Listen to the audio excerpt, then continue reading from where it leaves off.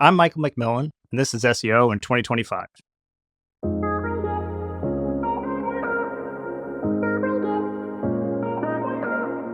Mike, what's your number one SEO tip for 2025?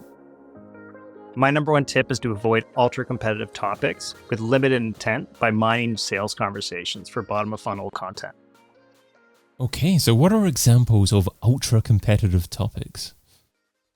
A big one, project management. Right now, Monday.com ranks for project management, for an example, but there's mixed intent around that query. There's people looking to become project managers. There's people to understand what project management is, and they've got a strong position there. And they have a classic piece of content, complete guide, that opens up with a definition, the what is type content that starts out, but it's a very involved piece of work. And if you're an early stage company or you're dealing with limited resources, creating a piece of content to compete with that is going to be a big undertaking just to get that piece of content out there. And then you've got an uphill battle going against an established brand that's been around for a while. You're not going to be able to get to that spot and be able to compete with them. So putting the efforts into these kind of broader queries that may not necessarily lead to a lead or a conversion is just a bit of a fool's errand.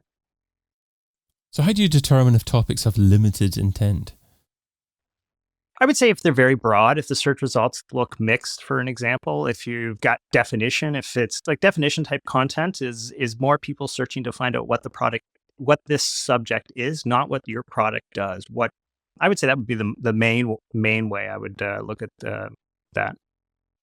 Got you, okay. And would you also look at the competition of that particular keyword? I mean, for instance, if a keyword is quite broad, but it doesn't have that much competition, is it then worthwhile going for? That would, be open to interpretation there. If it's less competitive, it's got some decent volume, there could be some opportunities there. You could experiment with those, but if it's still kind of more top of funnel, more awareness, then it's going to be hard to attribute that in the sales funnel to actually turning into a lead.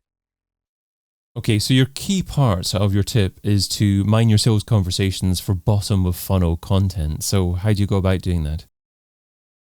First thing is talk to the sales teams. It's amazing how established and big a brand will be, and you start talking to the sales team, and they're frustrated with marketing, and marketing's frustrated with sales, and they don't communicate with each other. And they're playing on the same team. If marketing can bring in more qualified leads, then the sales teams has an easier time selling, which makes things great. It makes that whole sales process easier. And if you've got marketing sales team not so aligned, how do you ensure alignment? I would just start talking to them. That would be the first thing. I'd find out what's your process. What are your pain points? If you're on the marketing team, you can talk to the sales team. What are your pain points with marketing? What are your pain points as you're going through your sales process? What are we not doing that we could do better? And if you go in with that kind of I want to help you, you're going to get a lot better approach. I can remember working with dev teams back in the day, and we would go in and befriend the dev team and it not necessarily to ask for something right off the bat, but start making those connections. And I would say once you start talking to those sales team people, find out if they're transcribing calls. If they are, get access. If it's a little early stage, maybe they haven't done that, and then it's something that they can start exploring. They can use tools like Fireflies, or there's a lot of built-in tools nowadays that can generate these transcripts. And even if they're not doing that, I'm sure they know the common questions, the questions they've heard more than once. 2-3 times, it's worth exploring. And then I guess the step after that is to analyze the transcripts and determine what questions are likely to occur more often. Yeah, that's exactly it. The more frequent the question, the more likely somebody's made that query before they made the sales call. And these queries that people are making, they may not show up in a tool like Ahrefs or SEMrush or any of those other keyword researching tools, because it's going to have very low volume, but high intent. And if it's less than 10, they're not going to surface in these tools. Now, you mentioned Firefly. Is that a tool by Adobe that you're talking about? No, it's a transcription tool. I don't know who the parent company that owns it off the top of my head. It's just fireflies.ai is the transcription tool I've been using for the last year. I like the way it deals with, it's very good with accents, which is very helpful when you're dealing with international teams and getting really accurate transcriptions. Yes, I see that now. Fireflies.ai. Okay. So automate your meeting notes. It's a good way of transcribing sales calls, as you alluded to. That would be a good use case. And there's even a built-in tool, and Fireflies, for an example, and I'm sure a lot of them do something very similar, that you can set up some automations in there so it can summarize the questions that it heard. And then you can end up with a short, instead of just going through the transcription and trying to feed through all the 30-minute conversation of somebody exploring a product. And ideally, what kind of content are you looking to produce from this? The pain point type content. Why did this person on the sales call, why did this potential customer reach out? Why do they think that this might potentially solve that problem? And why did they have to get on a call to do that? Why couldn't they figure that out on the website? If we can create content that allows them to figure it out on the website, then they're going to have a more focused call when they end up talking to the salesperson. And would this be all different types of content, i.e. video or perhaps social media type content, content for an FAQ section maybe on the website? It could work for all those. I mainly focus on blog content, but then you can spin that out. I do like to take blog content and turn it into video content and vice versa, because it's nice to be able to have multiple channels to approach this, and then take the small parts of that and use that in social media to push the post or just to build more brand awareness. And if you've identified lots of pain points, how do you prioritize what needs to be written about first? I think you could go back into keyword research and see if any of them have decent volume and not highly competitive, depending on like the age of your brand and the kind of authority you're dealing with your own website. Okay. And what about intent and also writing for the target customer? Do you have personas that you write to as well? Well, your marketing team should have personas already developed. So this can help you either refine those, or you can try to fit those into those personas so you can create that content around those personas. I would say the more that sales team is talking to the marketing team, that a persona document should be a little bit more of a working document. It shouldn't be just like we defined 4 different types of people we sell to. As you learn more about those individual personas, you can keep refining that and keep aligning those questions to the specific personas. And do you do some keyword research around the particular pain point to just identify as many keywords as possible in relation to that? I'm of mixed opinion on that. I think when you do have to identify, when you do have a big list and you got to narrow it down, it's a quick way to kind of understand which ones have more volume. But I would recommend taking SEO best practices in place, like all the normal proper heading structure, table of contents, that type of SEO best practices, but not focus so much on the keyword research, and release the piece of content, and then start and work with the sales team to get that piece of content developed. And then when you release it, you can get the social media team to push parts of it out, find those little clips in there that make a lot of sense. So yeah, the social media team can push that out. The comment section is a great place to find more additional refinements or topic ways of expanding that content based on what the interactions are with it as well. And then I would take, from a keyword research standpoint, I would take a look at it in Search Console in a week and maybe a month, and set up some sort of a reminder to see what it actually starts ranking for and what drives clicks, and then optimize for what it's focused on, what Search Console is saying the queries are that it's ranking for, and what's turning into clicks. Brilliant. Okay, lots of tips there as well. So you're looking for traffic. You're looking for people who are fairly bottom of the funnel from these questions, I guess.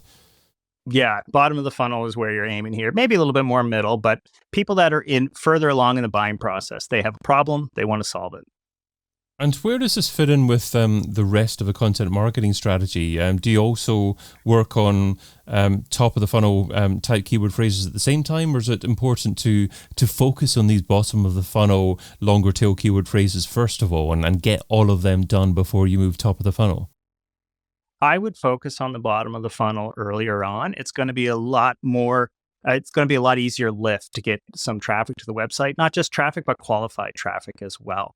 As you start building out the company, especially if it's a newer early stage company, they got small amount of marketing resources, getting these pieces in play earlier on can allow you to compete for those broader terms later on, because you'll already have an association to your website to those types of topics. So Where do you lie on the use of AI in the production of this type of content? When you're doing transcriptions, I'm very keen on AI, but as an augmenter.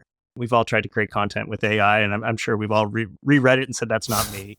But I think it helps you organize transcriptions really quick. It can help you pull out information. It's a great starting point. It's a great refinement point. It's a great coach if you're like, okay, this is where I originally wanted to go with this piece of content. I'm trying to answer this question. How far off am I? What other additional pieces can I look into? I wouldn't say it's a replacement, but an augmentation.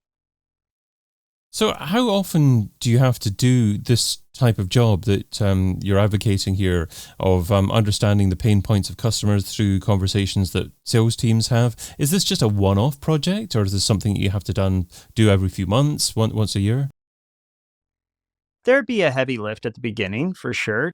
First, you got to get aligned with the sales team. You got to deal with the privacy concerns too. We didn't really get into that, but most sales calls are recorded with that concept of like it's only available for training purposes. So you either have to change that disclaimer at the beginning of the sales call, or work with the sales team and use that as a guide, and then get the sales team to help you create that content.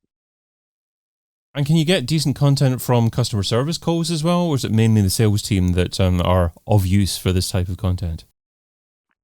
You can get good content from customer service, but you're dealing with the converted there, not the people you're trying to convert. So it's a bit of a different tactic.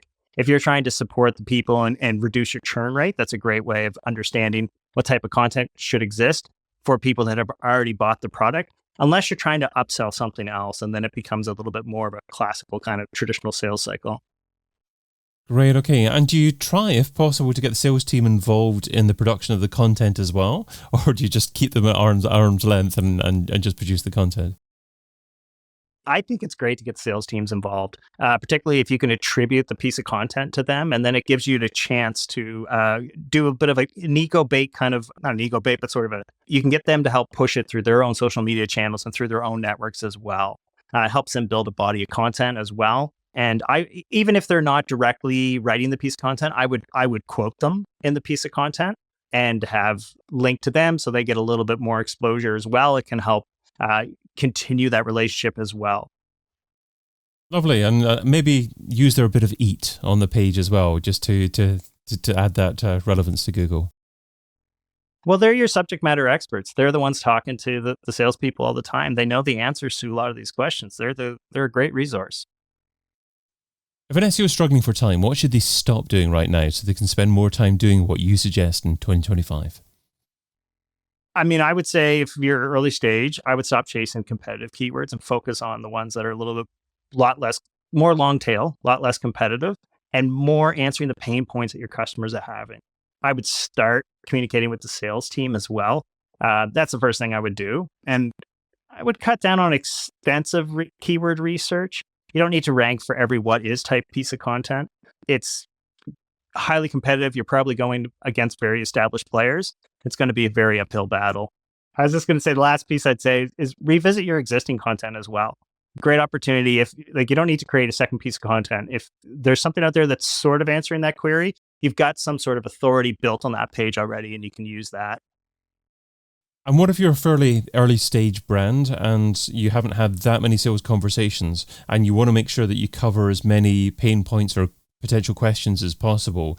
Is it then worthwhile perhaps just brainstorming within the office to see what the likely pain points would be and creating content off that? Or is that just guessing? Is it better off just waiting for the pain points to come through the sales team and then make content like that? What I would do in that case is reach out to your existing customers. If you're early stage, you probably know almost all of your customers. You probably have had a drink with them or a cup of coffee or something like that. So ask them what their pain points were that brought you to them, or brought them to your product, excuse me. Mike MacMillan is the principal at MacMillan Search, and you can find him over at macmillansearch.com. Mike, thanks so much for being part of SEO in 2025. Thank you, David. I've been your host, David Bain. Get your copy of SEO in 2025, the book, over at SEOin2025.com.